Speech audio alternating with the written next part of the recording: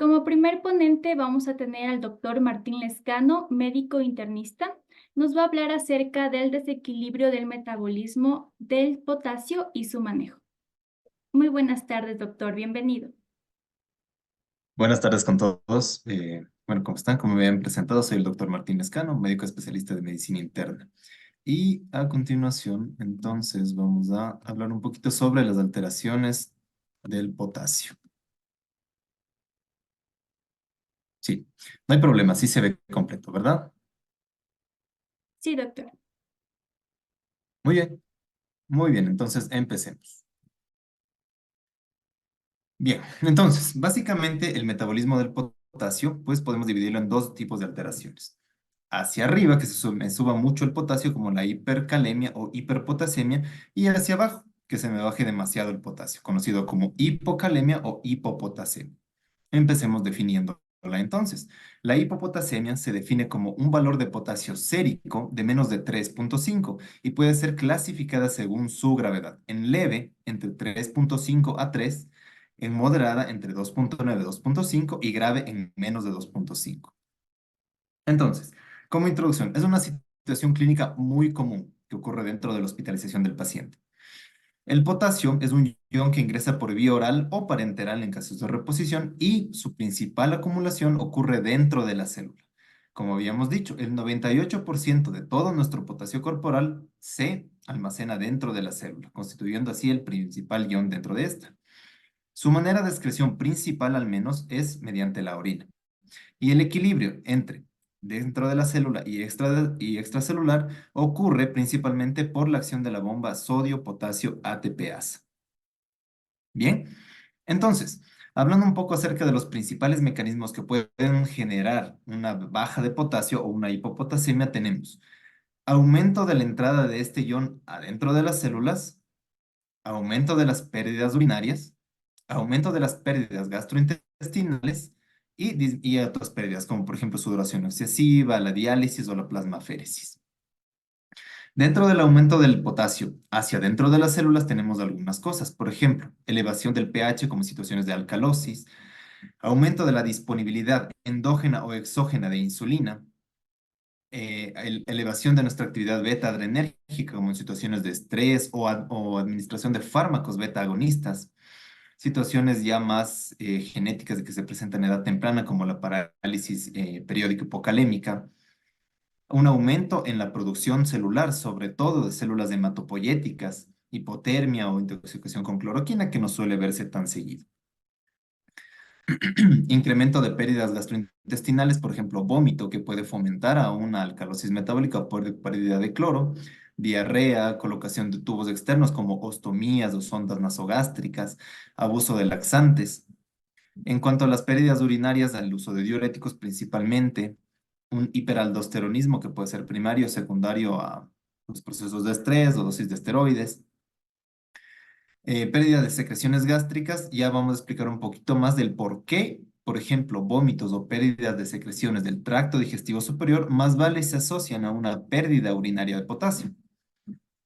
La administración de iones no reabsorbibles, la acidosis tubular renal, la hipomagnesemia, la colocación de anfotericina y nefropatías que también tienden a presentarse en una infancia temprana, como la tubulopatía de Bartter o Gitelman.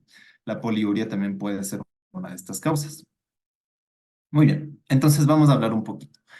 Una de las causas que podrían ocurrir son la disminución del aporte de potasio. El aporte diario de potasio es de más o menos 40 a 120 equivalentes al día, y principalmente lo obtenemos nosotros a partir de la dieta. Casi todo este potasio pues es excretado en la orina, manteniendo así el equilibrio que debe tener en nuestro cuerpo. En situaciones de hipocalemia, esta excreción puede reducirse hasta 5 equivalentes día. Esto quiere decir que solamente por disminución de ingesta de potasio, el que yo presente hipocalemia no suele ser, o al menos hipocalemia significativa, entre moderada a grave, no suele ser un hallazgo muy frecuente, pero sí que puede perpetuar hipocalemia que esté causada de otra etiología. Más adelante ya vamos a ver que normalmente la hipocalemia no obedece solamente a una etiología, sino tiende a ser multifactorial. Pasando a otro tema, en cuanto al incremento del potasio extra a intracelular, o como lo vamos a llamar, del shift intracelular. Ocurría por algunas circunstancias, como lo son, por ejemplo, el aumento de la disposición de insulina, que puede ser endógena o exógena. ¿Cómo ocurre esto? Pues porque la insulina aumenta la actividad de la bomba sodio-potasio TPasa, haciendo que los iones de potasio extracelular ingresen dentro de la célula, sobre todo a células musculares y hepáticas. No exclusivamente, pero sobre todo ahí. Tiende a generar hipocalemia en estados hiperglucémicos, incluso en procesos de cetoacidosis, que ya vamos a hablar un poquito, ya que nosotros habíamos dicho que más se presentan hipocalemias en alcalosis, pero hay estados acidóticos como la cetoacidosis diabética o la acidosis tubular renal, en el que pese a la acidosis metabólica se presentan hipocalemia, perdón. La hipocalemia por intoxicación de insulina exógena es rara. Normalmente no da tiempo que se presente hipocalemia, tienden a presentar antes hipoglicemia y en estados hiperglicémicos en los que se colocan dosis amplias de insulina, no suele ser la principal causa, más vale. La insulina endógena puede perpetuar la hipocalemia, como habíamos dicho, tiende a ser multifactorial. Y por eso las infusiones de potasio para la corrección o aporte parenteral deben ser a base de una solución no dextrosada, o sea, cloruro o lactato, dependiendo de la disponibilidad que tengamos. En cuanto al aumento de la actividad beta-adrenérgica, de igual manera que la insulina, aumenta la actividad de la bomba sodio-potasio TPasa y puede inclusive también aumentar la secreción de insulina endógena, ¿sí? Fisiológicamente se ha postulado que esta acción beta-adrenérgica sirve en nuestro cuerpo para reducir la hipercalemia post-ejercicio. Después del ejercicio hay ruptura de células musculares en las cuales se libera potasio a la sangre y de manera fisiológica, esta actividad beta-adrenérgica baja esta hipercalemia transitoria y nos ayuda a mantener nuestra normocalemia. El problema viene cuando hay situaciones de estrés y situaciones de pérdidas de potasio en las que por muchos factores se produce pérdida de potasio y este hito hace que se perpetúe la hipocalemia, pues. Como habíamos dicho, las situaciones de estrés, una hospitalización, un accidente de tránsito, una infección, una operación, generan una activación beta-adrenérgica.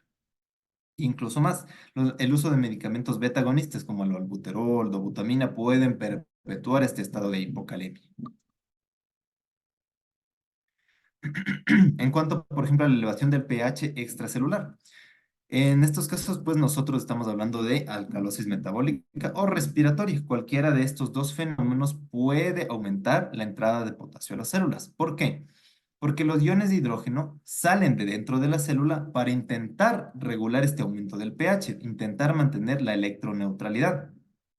Consiguientemente, al salir dentro de la célula hacia el espacio extracelular, hacen que el potasio fuera de la célula entre dentro de la célula, provocando así hipocalemia.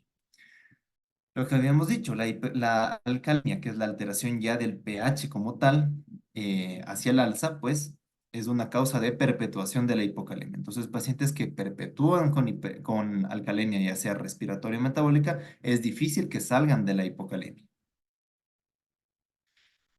Otra causa, el aumento de la producción de células sanguíneas. Por ejemplo, el aumento de las células hematopoyéticas, pues al existir más de estas en la sangre, va a generar más entrada de potasio del espacio extracelular hacia el intracelular.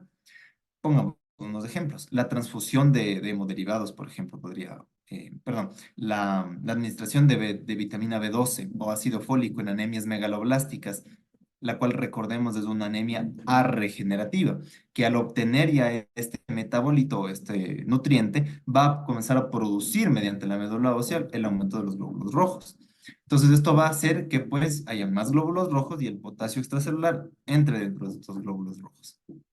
La administración de estimulantes de colonias, como por ejemplo el filgrastim, que se utiliza en pacientes que tienen neutropenia o, o bajos contagios de glóbulos blancos. Entonces va a producir mucha más números de línea blanca, de leucocitos, haciendo que el potasio extracelular entre dentro de los leucocitos y se asocia a hipocalemia.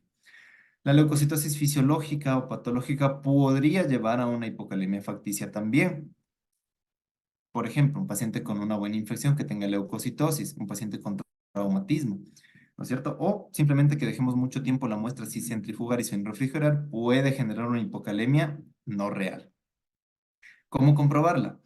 Teniendo en cuenta pacientes que tengan bajo pretest para presentar hipocalemia, que no estén con pérdidas gastrointestinales, que no estén con uso de diurético, que no estén en una sepsis severa, sino relativamente estables, que de la noche a la mañana se presenten hipocalémicos.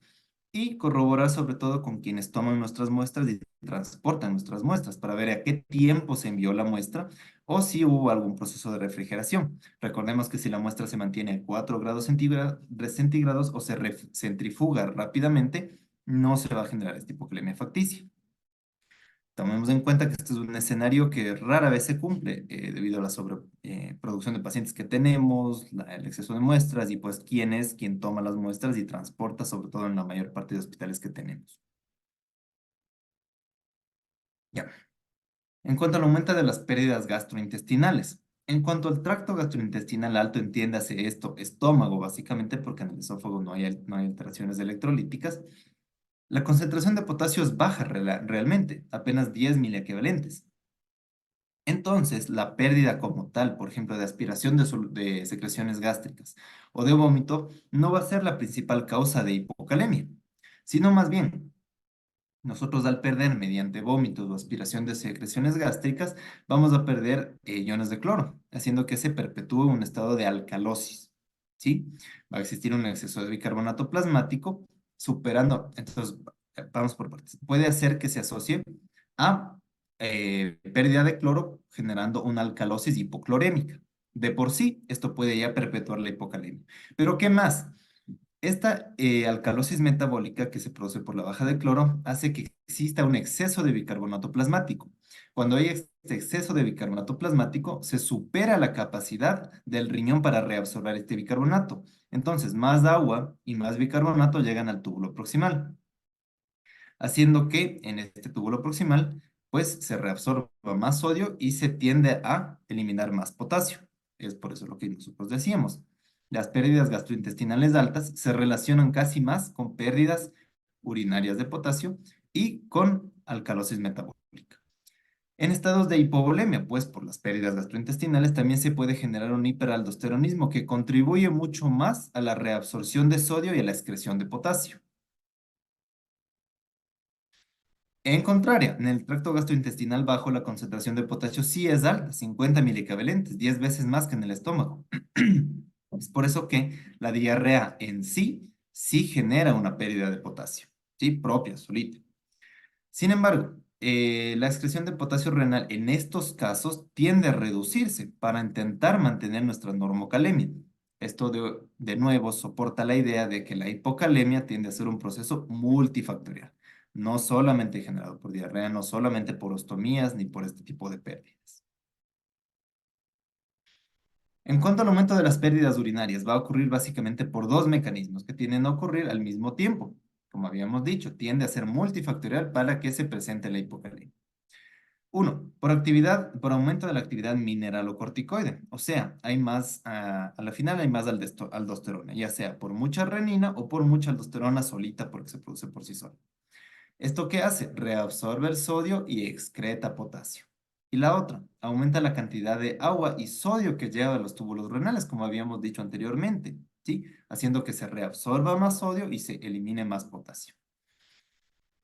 En todos los pacientes con hipocalemia se debe buscar siempre hipomagnesemia, porque hasta el 40% de los pacientes con hipocalemia van a presentarla, ¿sí? Y el mecanismo que no se conoce del todo bien, pero se postula en que puede ser un aumento de los canales de potasio, haciendo que se elimine más de este ion por la orina.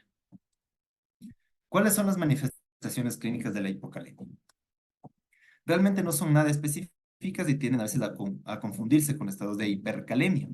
Uno, la debilidad muscular tiende a ocurrir sobre todo en potasios menores a 2,5 o podría ocurrir en valores mucho más altos siempre y cuando las pérdidas sean súbitas. Un paciente que usa diuréticos, que su hipocalemia tiende a ser un poco más crónica, tiende a desarrollar debilidad muscular cuando este ion esté en menos de 2,5. Si el paciente presenta exageradamente vómitos o diarreas que no ceden, ahí sí que puede presentar esta debilidad muscular con valores más altos de 2,5. El patrón de presentación de esta debilidad muscular es muy similar a la del Guillain-Barré.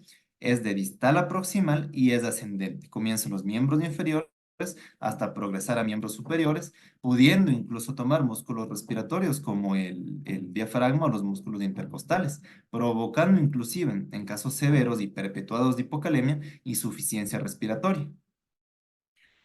Esta debilidad muscular a veces puede asociarse también a calambres musculares e inclusive, dependiendo de la severidad de la misma, rabdomiolisis con consiguiente mioglobinuria y pues con la consiguiente fallo renal. De persistir o empeorar la hipocalemia, como habíamos dicho, puede llevar a insuficiencia respiratoria, que puede inclusive hacer que el paciente requiera soporte ventilatorio invasivo.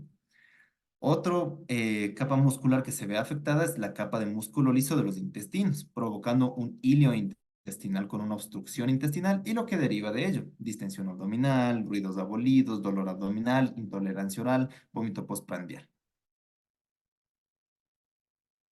En cuanto a las manifestaciones electrocardiográficas, aquí sí hay algunos cambios que tienden a producirse solamente en hipocalemia.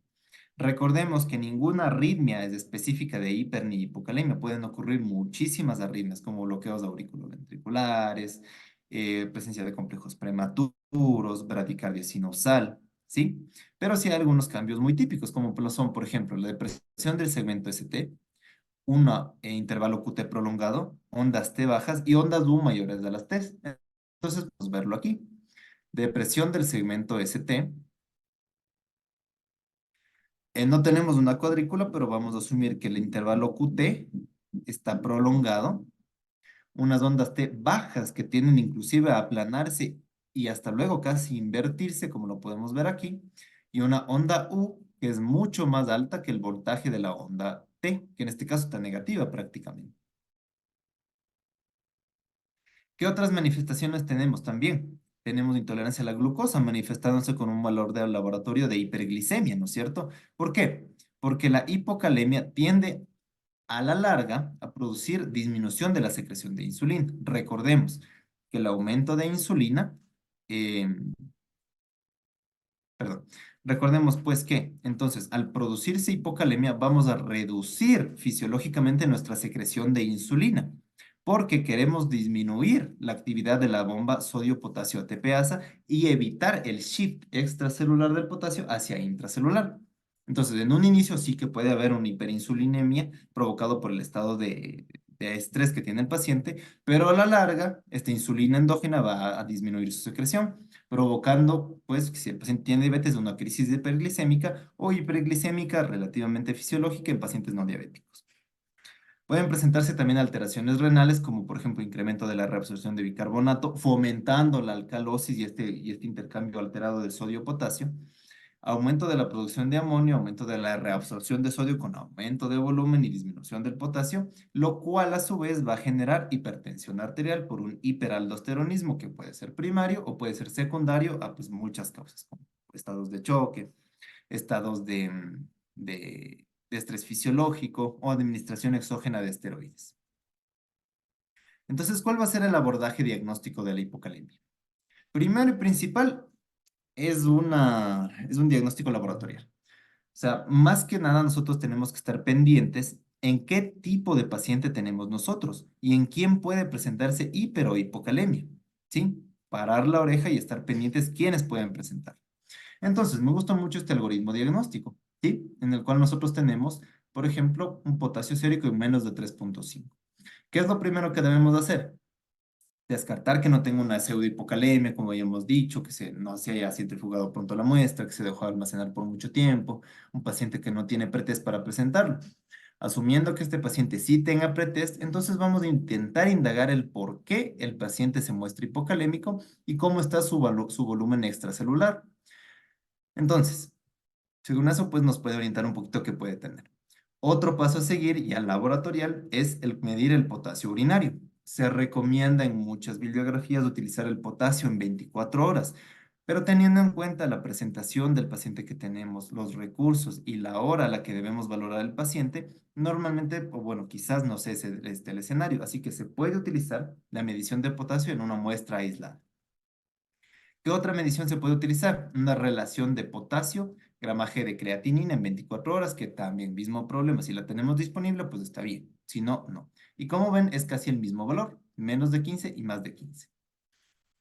Si el potasio en orina está en menos de 15, entonces quiere decir que estoy perdiendo potasio por otro lado que no sea el riñón, ¿no es cierto? ¿En qué podemos presentar? Aporte de insuficiente de potasio, como habíamos dicho, que a veces no es normal, no es usualmente la principal causa, sino multifactorial. Podemos hablar de pérdidas. No estoy de acuerdo en el uso de diuréticos acá, normalmente sería al otro lado, pero bueno. Pérdidas gastrointestinales, pérdidas cutáneas como sudoración profusa, shift de potasio extracelular hacia intracelular, por ejemplo, insulina, bicarbonato, estimulación beta-adrenérgica, la parálisis periódica hipocalémica, ¿no es cierto? Bien, entonces, si mi potasio está en menos de 15, me voy por una de estas. Si mi potasio está en más de 15, tengo que evaluar cómo está la tasa, perdón, el gradiente transtubular de potasio. ¿Ya? Este, había alguna crítica en cuanto al uso de esta fórmula, puesto que no tomaba en cuenta a la urea, pero teniendo en cuenta que la urea es una molécula eléctricamente inactiva que no afecta clínicamente en realidad el resultado que tenemos, en realidad es una alteración que se ve solamente en papel. Entonces, yo considero que es pertinente todavía utilizar el gradiente transtubular de potasio, sobre todo por su fácil aplicabilidad. ¿Cómo se calcula? Midiendo el potasio urinario por la osmolaridad sérica y dividido para el potasio sérico por la osmolaridad urinaria. Entonces, siempre que pidamos, nosotros tenemos un paciente con hipocalemia, debemos pedir iones en orina y osmolaridad urinaria. Así también, pues, una glucosa y una urea para poder calcular nuestra osmolaridad sérica efectiva. Ya. Más fácilmente hay aplicaciones, pues, ahora que nos pueden ayudar más, de manera mucho más rápida y precisa a calcular este gran transtubular de potasio. Entonces, muy bien, el calcularlo no es el drama. Muy bien, entonces, ¿cómo está mi gradiente transtubular de potasio? Si está en menos de 4, pues yo me voy a que puede ser utilización de diuréticos o una diuresis osmótica como el uso de perdón, la presencia de glucosuria, el uso de manitol o una hiperuremia. Si el gradiente transtubular de potasio está en más de 7, hay que ver cómo está el volumen extracelular, que ya lo habíamos valorado acá, ¿sí? Entonces, si el volumen extracelular está bajo, es un paciente que pues está perdiendo volumen, ¿no es cierto? Entonces aquí tenemos que ver cómo están los iones en orina. Si el cloro está bajo en la orina, quiere decir que mi cloro se está perdiendo por otro lado. ¿Por dónde se perdía? Pues por los vómitos, con su consiguiente alcalosis metabólica e hipocalemia. Si el sodio en orina está bajo, lo estamos perdiendo por otra causa que no sea renal. ¿Cuál es la principal causa de pérdida de este ion en el tracto gastrointestinal? Pues la diarrea. Si el cloro y el sodio en orina están normales o están altos, me haría pensar, por ejemplo, en los diuréticos también, en hipomagnesemia, en el síndrome de Bartter, en el síndrome de Gitterman. Sumado a esto, si mi calcio en orina también está bajo, perdón, alto, me haría a mí sospechar de pronto en una acidosis tubular renal, que no está colocada acá, pero iría más o menos por acá. Si mi volumen extracelular está normal, quiero ver cómo está la presión arterial del paciente. Si está normal y la presión está normal, probablemente sea una hipomagnesemia. Si el volumen está normal, pero el paciente tiende a tener presiones limítrofes en un adulto joven que no debería tenerlas, o es un paciente hipertenso que igual se sigue mostrando hipertensión pese a sus antihipertensivos, entonces sí, me voy hacia acá. Aquí nosotros deberíamos medir los niveles de la actividad de renina plasmática y los niveles de aldosterona, entendiendo que no suele ser este el escenario que tenemos a disposición mucho de estos pruebas, pues bueno, en todo caso podemos interpretar como lo tengamos. Entonces, si mi volumen extracelular es normal, está hipertenso, debería medir mi renina. Si la renina está normal o aumentada, quiere decir que hay un hiperaldosteronismo, pero mediado por renina. Recuerden, renina activa angiotensina y angiotensina a aldosterona. Entonces, quiere decir que hay mucha producción de renina. ¿En qué caso se da esto? En estenosis de arteria renal, hipertensión maligna, tumores secretorios de renina. Si mi renina está baja, en cambio, entonces esta hipocalemia está mediada por mucha aldosterona, no mediada por renina. Entonces se salta este paso de renina, angiotensina, aldosterona y directamente tiene mucha aldosterona. Entonces, pues, ¿qué toca? Medir la aldosterona. Si mi aldosterona está alta, pues ya, es un hiperaldosteronismo. Si mi aldosterona está baja, entonces puede ser un síndrome de Regalíes, un síndrome de Liddle, en las cuales son una especie de hiperaldosteronismo, administración exógena de corticoides o administración de anfotericina. Bien, en cuanto al tratamiento, y vamos a hacer un ejercicio para poder consolidar todo lo que hemos hablado. ¿Cuáles son las reglas de oro que nosotros siempre debemos recordar en un paciente con hipocalemia? Uno, hay que buscar hipomagnesemia, ¿sí? Recordemos que 4 de cada 10 de estos pacientes van a presentar hipocalemia, sobre todo en los casos refractarios, en los que estoy compensando con potasio y no sube para nada el potasio. Ya. El valor sérico del potasio siempre corresponde una estimación realmente, porque recordemos que es un ion intracelular, pero no tenemos otra manera más fidedigna de medirlo, así que nos quedamos con eso. Recordemos que por un milequivalente que desciende el potasio sérico, las reservas caen entre 200 a 400 milequivalentes. Entonces, en cuanto al tratar, hay algunas bibliografías que toman en cuenta el usar el déficit de potasio, que se utiliza calculando acorde a al nivel de hipopotasemia que nosotros tengamos con el peso y el aporte de potasio. ¿Cuál es el problema? Que este déficit de potasio tiene el problema de que asume que no existe ninguna redistribución de potasio del extracelular hacia el espacio intracelular. Por lo tanto, la estimación que nosotros vamos a obtener mediante el déficit de potasio no es adecuada y se nos puede ir la mano. Bien, sigamos con las reglas de oro. De ser posible, se debe reponer el potasio por vía oral. La administración oral debe ser más o menos de 20 a 80 miliequivalentes por día. La vía intravenosa se utiliza en ciertas circunstancias en las cuales no está habilitada la vía oral. Vómitos incoercibles, alteración del estado de conciencia o ilio metabólico. Siempre, pero siempre se debe diluir el potasio en soluciones no glucosadas. Recordemos que una solución glucosada aumenta la secreción de insulina y la insulina a su vez aumenta la bomba sodio-potasio TPasa, reduciendo el potasio extracelular, metiéndolo al intracelular.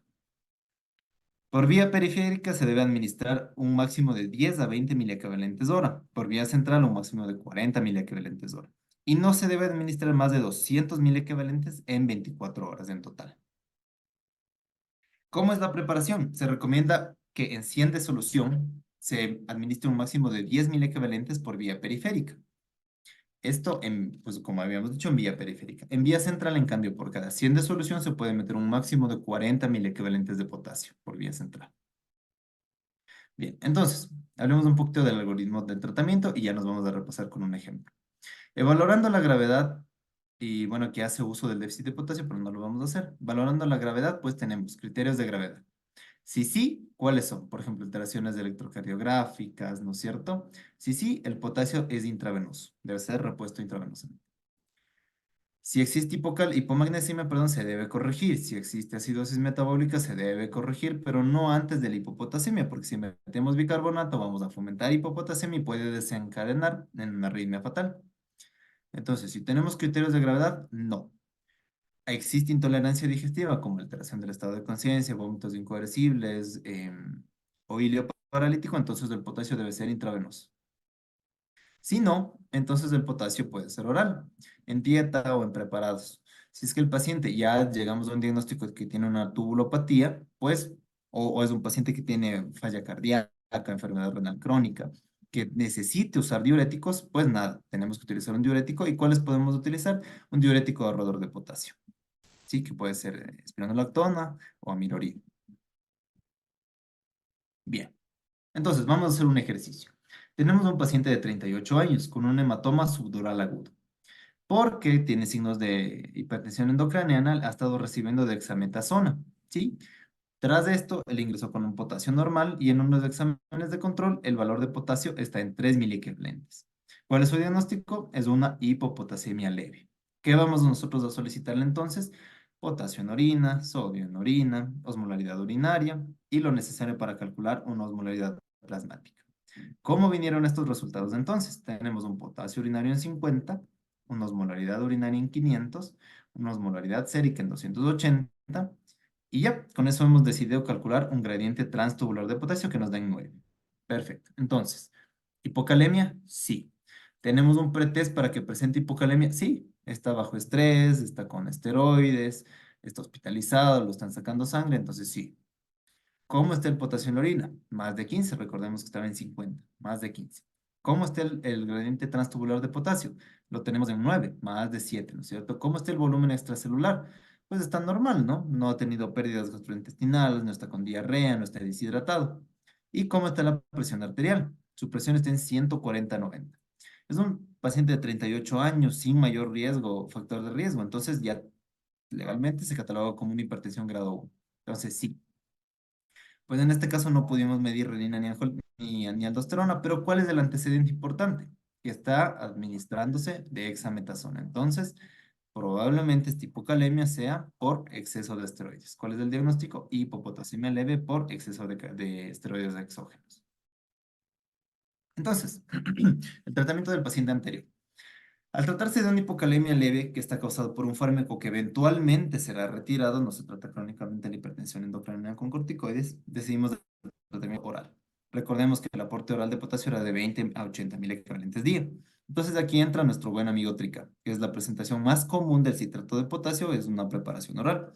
¿Cuál es su concentración? 15 mil equivalentes en 5 mililitros. Entonces yo quiero darle 7.5 mil equivalentes 3 veces al día para que me dé un total de 67 mil equivalentes, que estoy dentro del rango en el que que debería corregir. Entonces, ¿cómo va mi prescripción? Citrato de potasio, entre paréntesis del comercial, que ustedes quieran, 7.5 mililitros vía oral cada 8 horas. ¿Sí? Lo que equivale, como ya hemos dicho, a 67 mil equivalentes que entra dentro del el potasio que requiere por vía oral. Ejercicio 2. Paciente de 86 años con vómito, diarrea en gran cantidad y frecuencia y tiene una pobre respuesta a antieméticos. ¿Sí? Entonces, de por sí, ¿es una paciente que tiene habilitada la vía oral? No, no es. Entonces, el potasio sérico es menos de 2. Entonces, vamos al tratamiento. ¿Es una paciente que tiene criterios de gravedad? Al parecer no, ¿no? Pese a que no tenemos ahorita un electrocardiograma, pero al parecer no la tiene. ¿Tiene tolerancia oral? No. Entonces, el tratamiento debe ser intravenoso.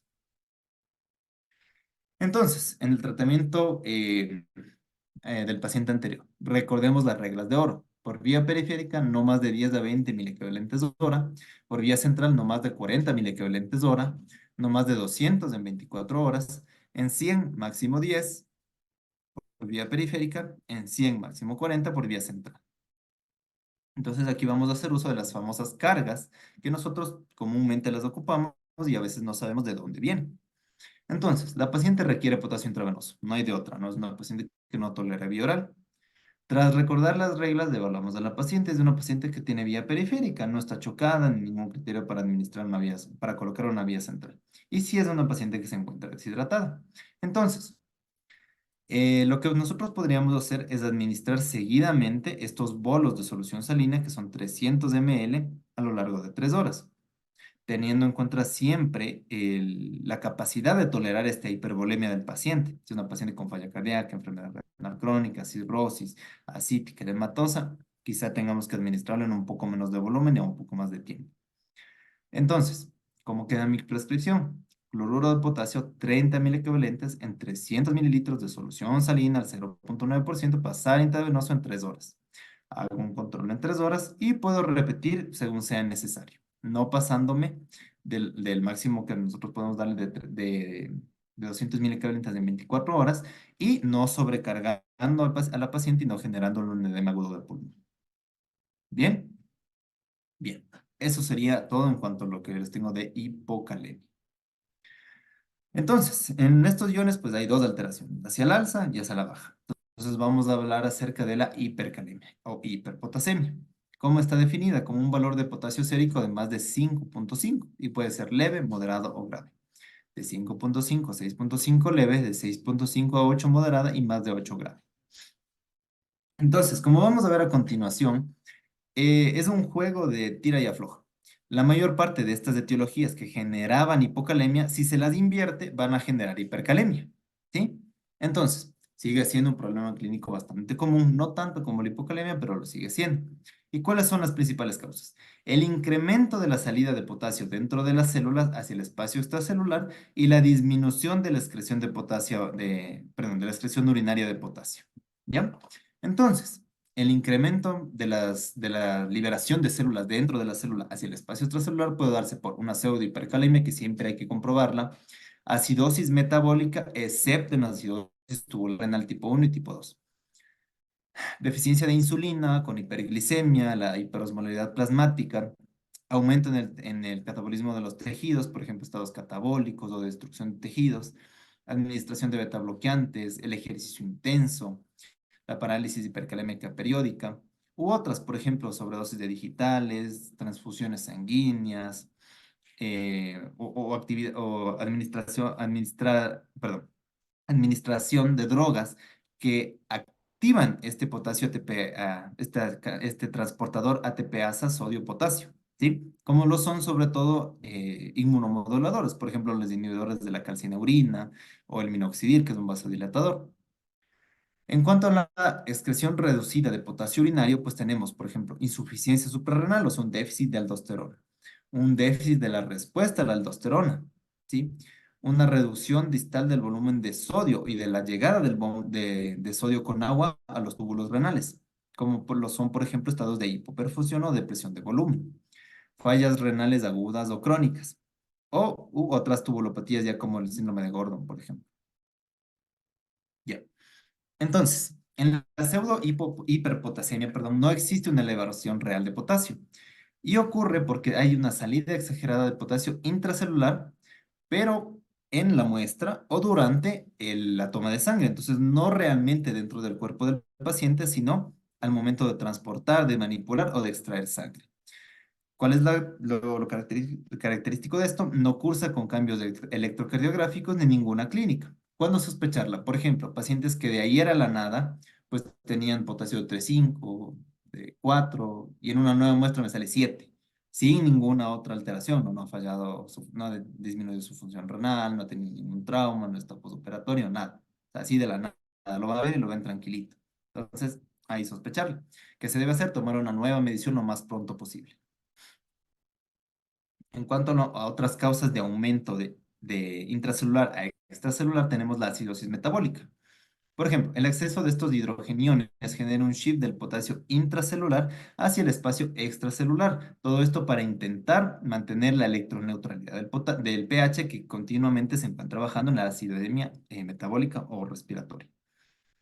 Pero recuerden que lo que yo les decía, no suele ocurrir ni en la acidosis tubular renal ni en la cetoacidosis diabética. ¿Por qué? Porque en estos casos hay una habilidad del bicarbonato y del hidrógeno de entrar en la célula por un cotransportador sodio anión orgánico, haciendo que exista una ya reducción de este shift de potasio de intracelular hacia extracelular. ¿En qué otros casos puede darse? En la deficiencia de insulina, en hiperglicemias de hiperosmolaridad. Recordemos, la insulina promueve la entrada de potasio del extracelular hacia el intracelular. Si no hay insulina, pues no hay nadie quien active esta bomba sodio-potasio ATPasa. El aumento de la osmolaridad plasmática también genera la salida de agua del espacio intracelular hacia el extracelular y con ello va arrastrando iones de potasio y puede generar hiperpotasemia. En cambio, en cuanto a la excreción urinaria de potasio reducida, tenemos que, por ejemplo, puede haber una secreción alterada o reducida de la aldosterona. Como no se produce aldosterona, no se reabsorbe sodio ni se excreta potasio. ¿Sí? Entonces recordemos, renina, angiotensina, aldosterona. La aldosterona reabsorbe iones de sodio junto con el agua y excreta potasio. Si no hay aldosterona, no hay nadie quien elimine el potasio renal. Y como habíamos dicho, puede asociarse por este mismo mecanismo a una acidosis tubular renal tipo 4. La tipo 1 y la tipo 2 se asocian con hipocalemia. Una respuesta reducida a la aldosterona, por ejemplo, administración de diuréticos, que la cuenta espironolactona, eplerenona son bloqueadores de este eje, ¿no? Entonces, y ahorradores de potasio. La falla renal o la enfermedad renal crónica también cursan con esta resistencia a la aldosterona. Puede haber una reducción de flujo de agua y sodio, como lo que habíamos dicho. No llega suficiente cantidad de agua y sodio, no se reabsorbe sodio y no se excreta potasio a cambio. En fallas renales agudas y crónicas, por ejemplo, en falla renal aguda por citólisis, que puede ocurrir por la destrucción de las células renales propiamente, o por otra destrucción de células con depósito de pigmentos, y en la enfermedad renal crónica por hiperaldosteronismo. Ya. En cuanto a las manifestaciones clínicas, son prácticamente iguales a las que habíamos presentado anteriormente. Debilidad muscular, que es igual a la hipocalemia. Distal a proximal, ascendente, que empieza en miembros inferiores y progresa hasta toma de músculos respiratorios o inclusive cardíacos. El patrón de presentación, como habíamos dicho, ascendente de distal a proximal. Aquí sí existen algunos cambios que tienden a ocurrir en la hipercalemia. Si bien no son del todo exclusivos, sí son muy típicos. Con concentraciones de potasio de más de 6 ya comienzan a verse alteraciones del electrocardiograma.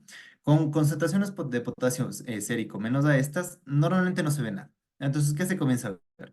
Con más de 6 una onda T picuda, una onda T alta, perdón. Con más de 7,5 el PR comienza a prolongarse. El QRS comienza a ensancharse y persiste la onda T alta.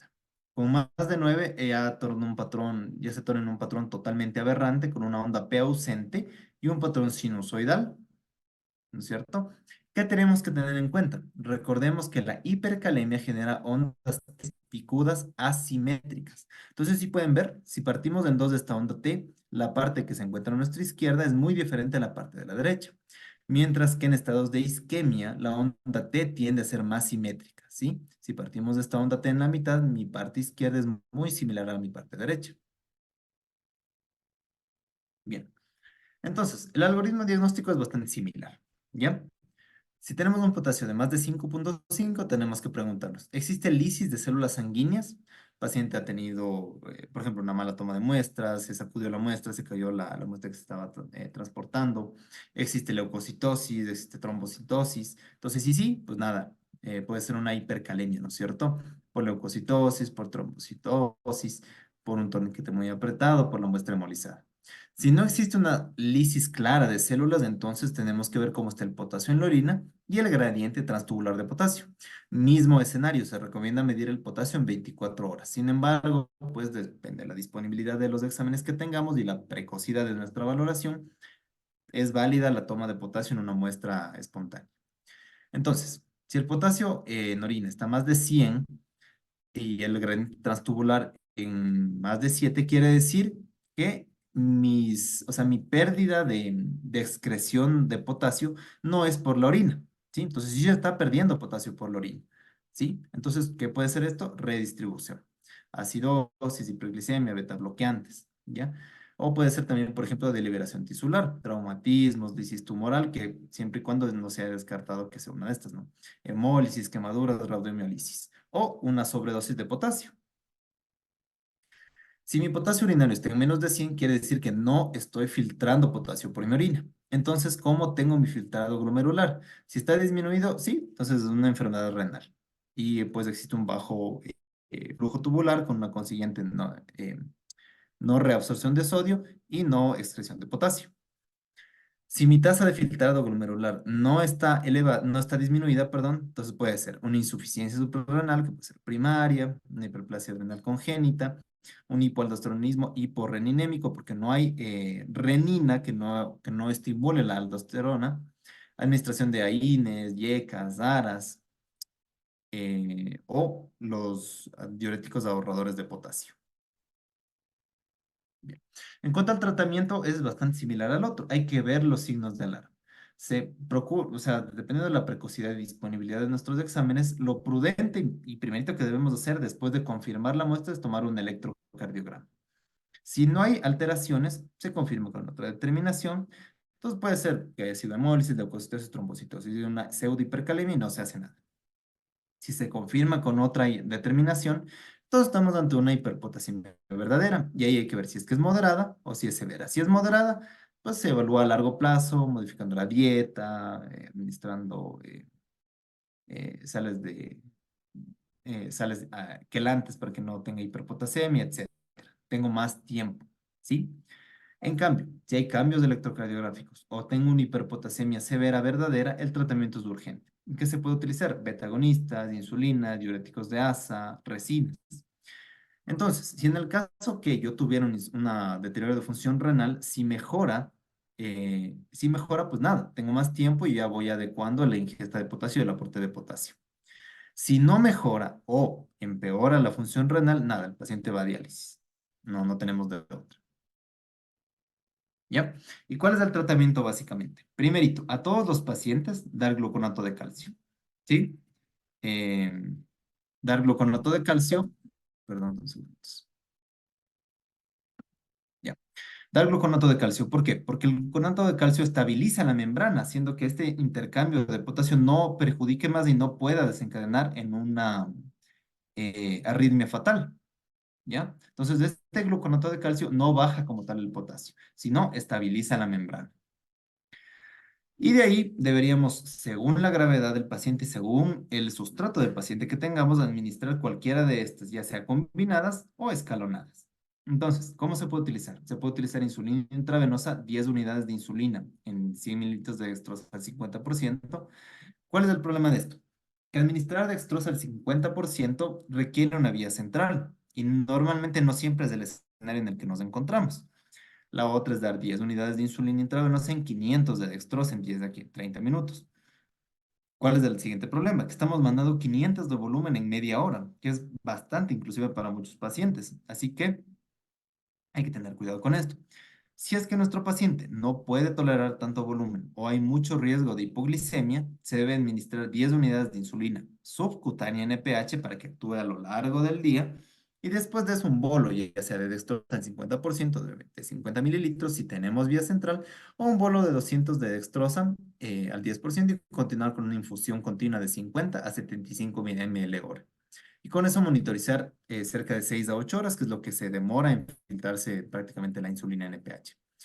Si tenemos una acidosis metabólica severa, podemos administrar bicarbonato de sodio, 45 50 milicovalentes en 10 a 15 minutos, o beta-agonistas, por ejemplo, salbutamol, 10 miligramos, que son 2 mililitros nebulizado cada 15 minutos por una hora, o sea, 4 veces dentro de una hora, y repetir hasta 20 miligramos en 2 horas. O administración de diurético de asa, 40 miligramos de furosemida cada 12 horas.